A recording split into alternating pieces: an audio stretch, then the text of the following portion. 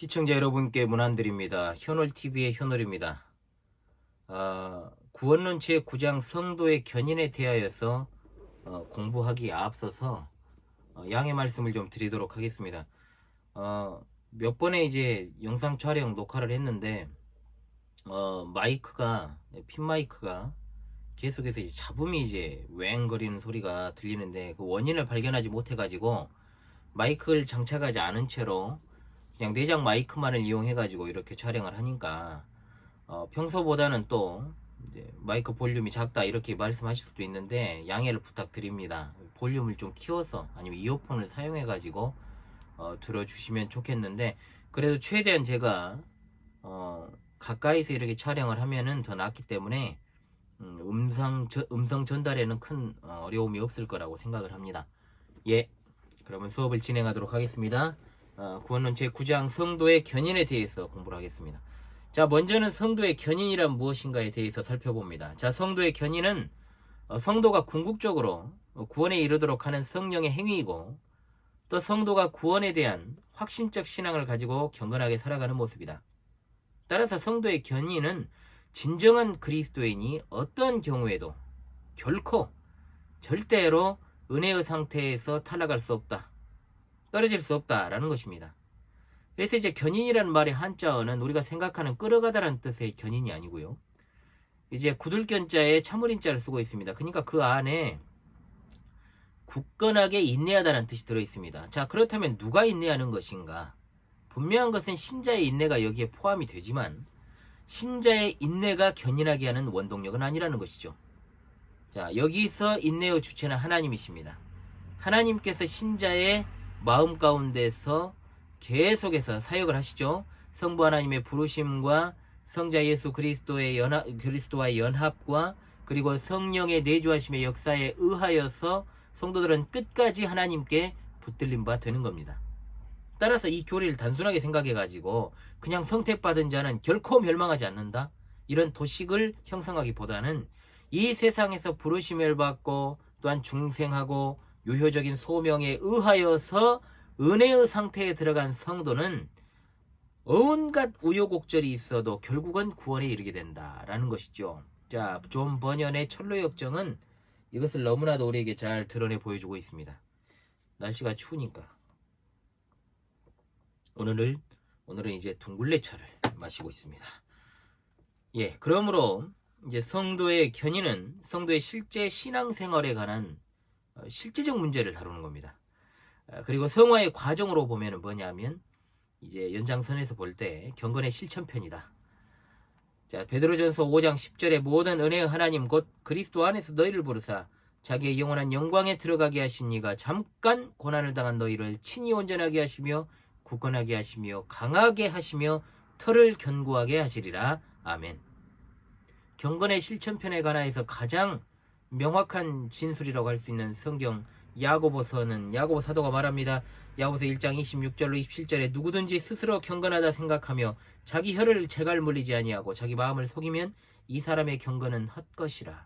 하나님 아버지 앞에서 정결하고 더러움이 없는 경건은 곧 고아와 과부를 그 환난 중에 돌보고 또 자기를 지켜 세속에 물들지 아니하는 그것이니라고 분명히 말씀하고 있습니다. 자, 그렇다면 이제 성도의 견인과 구원의 확신의 근거가 무엇인가에 대해서 공부하죠.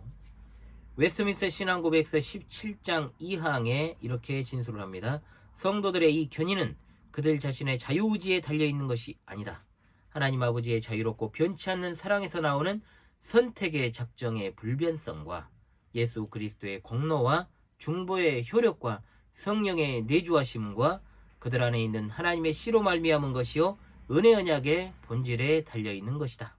이와 같은 모든 것에서 또한 견인의 확실성과 무엇성이 나오는 것이다 라고 진술하고 있습니다.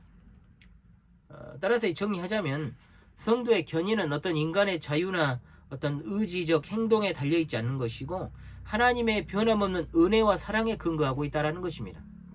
즉 성도의 견인은 성삼위일체 하나님의 온전하신 사역, 즉 성부 하나님의 언약적인 그 불변하시는 언약적인 사랑과 성자 예수 그리스도의 공로와 성령 하나님의 내주하심, 바로 그것입니다. 하나님께서 우리의 연약함을 돌보시고 버리지 않으시고 성자 예수 그리스도께서 우리를 위하여서 단번에 자신의 몸을 희생 제물로 내주셨고 성령 하나님께서 우리 안에 거하시기 때문에 우리의 구원은 확실하고 잘못됨이 결코 없는 것입니다. 자, 따라서 구원의 확신은 인간의 망상이나 어떤 자기 도취와는 다르고 자신감 같은 것은 더더욱 아니죠. 구원의 확신은 성도의 소망의 확실성이라고 말할 수 있습니다. 성도는 지금 현재 그리스도와 연합되어 있기 때문에 그 무엇도 성도를 그리스도의 사랑에서 끊을 수 없습니다. 로마서 8장 35절에 누가 우리를 그리스도의 사랑에서 끊으리요? 환난이나 곤고나 박해나 기근이나 적신이나 위험이나 칼이랴 라고 말하고 있습니다.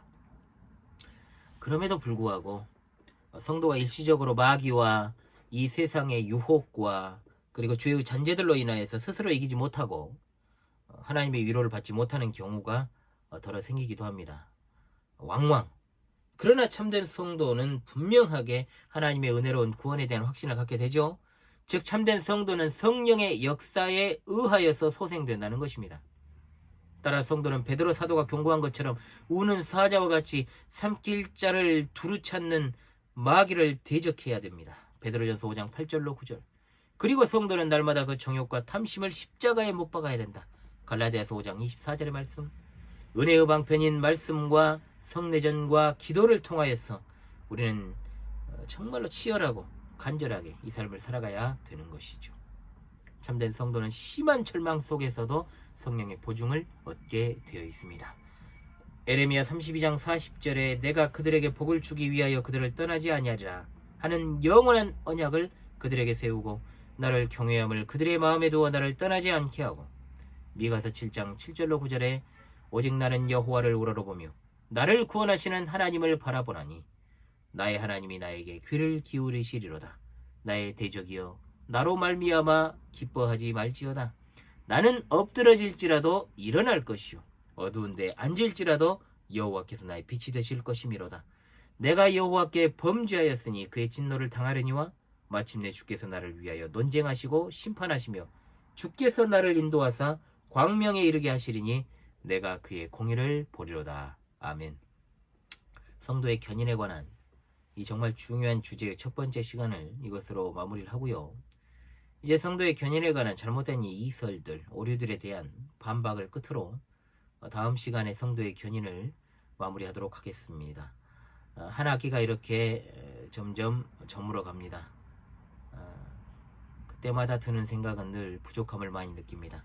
하나님께서 은혜를 주셔서 이 구원론 수업을 통해서 단 한 명에게라도 주님의 놀라우신 은혜가 임할 수 있다면 저는 그것으로 만족합니다. 지금까지 현울이었습니다. 감사합니다.